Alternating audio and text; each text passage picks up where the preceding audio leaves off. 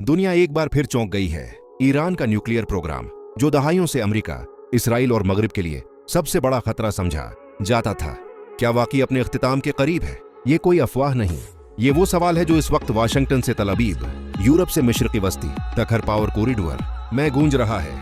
बस मंजर समझना जरूरी है। ईरान बरसों से दावी करता आया है कि उसका न्यूक्लियर प्रोग्राम सिर्फ पुरअमन मकासद के लिए है, यानी बिजली पैदा करना और मेडिकल रिसर्च। लेकिन अमेरिका और उसके इत्तेहादियों का इल्जाम रहा कि ईरान खुफिया तौर पर एटम बम बनाने के करीब पहुंच चुका है।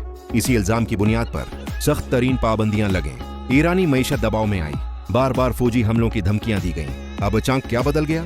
हालिया दिनों में सामने आने वाली रिपोर्ट्स ने सब कुछ हिलाकर रख दिया है। बीन अल-अक़वामी सफारती ज़राए के मुताबिक ईरान ने खुफिया चैनल्स के जरिए ये पैगाम दिया है कि वो न्यूक्लियर प्रोग्राम को महदूद या मंजमद करने पर तैयार है। कुछ सेंट्रीफ्यूज बंद किए जा चुके हैं, यूरेनियम अफजूदगी की सतह पर खामोशी से कमी की गई है। लेकिन सवाल ये है, क्यों? असल वजह क्या है? माहिरीन के मुताबिक 3 बड़ी वजूहात हैं। पहली वजह, अमेरिका और उसके इत्तेहादियों की बराह रास्त फौजी कार्रवाई का खतरा। ईरान जानता है कि अब की बार जंग सिर्फ धमकी नहीं होगी। दूसरी वजह, ईरानी मईशत की नाजुक हालत, करेंसी की गिरावट, महंगाई और अवामी दबाव ने हुकूमत को पस पर्दा फैसलों पर मजबूर कर दिया है। तीसरी और सबसे अहम वजह, एक खुफिया आलमी डेल, जिसमें पाबंदियों में नरमी, तेल की बरामदात और ईरान को महदूद आलमी कबूलियत की पेशकश शामिल है। क्या ये वाकई इख्तिताम है? यहाँ कहानी में खतरनाक मोड़ आता है। कई इंटेलिजेंस रिपोर्ट्स कहती हैं ईरान मुकम्मल तौर पर प्रोग्राम खत्म नहीं कर रहा, बल्कि उसे स्ट्रेटेजिक स्लेप मोड में डाल रहा है। यानी इंफ्रास्ट्रक्चर मौजूद, साइंसदान तैयार, टेक्नोलॉजी महफूज, सिर्फ वक्त का इंतजार।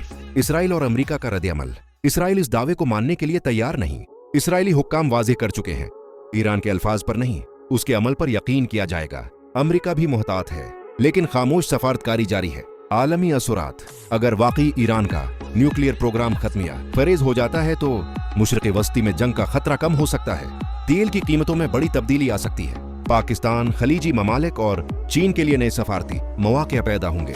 आखिरी सवाल, क्या ईरान वाकई पीछे हट रहा है या ये तारीख का सबसे बड़ा स्ट्रेटेजिक धोखा है? एक बात तय है, ईरान न्यूक्लियर प्रोग्राम की कहानी अभी खत्म नहीं हुई। ये सिर्फ एक नए बाब का आगाज हो सकता है।